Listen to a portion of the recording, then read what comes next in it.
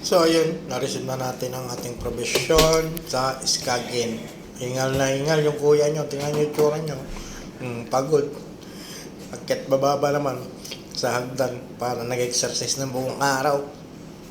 So yun yung lang yung na-receive natin. May mga hindi dumating na order natin sa karne sa ibang gulay, no? So ayan, medyo madami. Good for 6 weeks. Tingnan nyo. So, hindi na namin ginamit yung ano kasi, ano lang kasi kami, ang tawag doon, drifting ba? So, drifting lang ginawa namin. So, naisabay lang yung bangka. Sinabay na lang din. So, goods naman yung mga na-receive natin na fresh provision. Tapos, yung ibang frozen. So, dito natin lalagay muna sa vegetable freezer yung iba. Tapos, ito, bakante na. Siyempre, nakabante na yan. Nakabante na rin yung isa. Yan, konti na lang din yung mga fresh eh. So, ayusin ko muna to. Tapos, babalikan ko na lang kayo. So, ayun, tingnan nyo, natapos ko na within 2 hours. So, anong oras pala dumating to? Mga 7 or 8 na ng gabi, no? So, natapos ako dito, alas 9 na, isalansan lahat. Kung sinalansan, di naman sinalansan lahat yan. Kunwari sinalansan, pero hindi naman sinalansan lahat yan.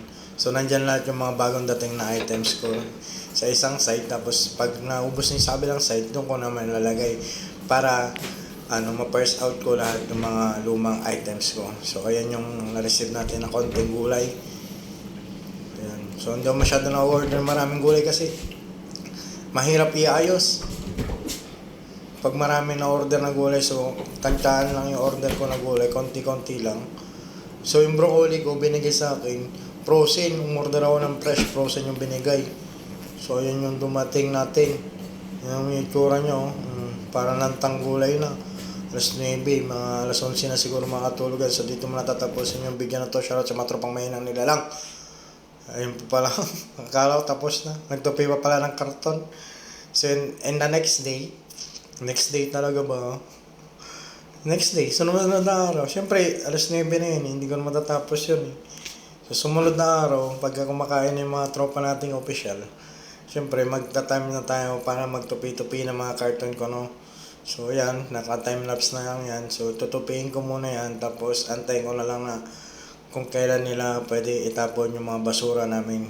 So, hindi ko pwede lagay sa garbage bin kasi malalaki yan. So, tinupi ko lang lahat.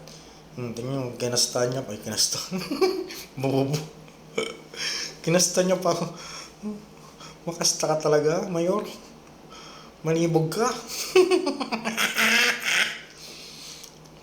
So, yan, time-lapse na natin. So, yan, tinupi ko. Tapos, ipaplastic ko ulit. So, pagkatapos ko tupiin, ipaplastic ko. Dapat diniretso ko ng plastic, no? Bopis talaga yung kuya niya, eh. Diba? Konti lang naman yun. Mga 3 plastic lang naman siguro yung nagamit ko dyan. Yan, paspas kayo ba? Grabe, oh. Grabe. Lagay mo na lagay dyan, Yor. Ikaw na bahala dyan. Lagay mo lang, lagay mo pa. Lagay mo pa. So, dito na tatapusin yung video na to. Shoutout sa mga tropa nating pangit. Bye-bye.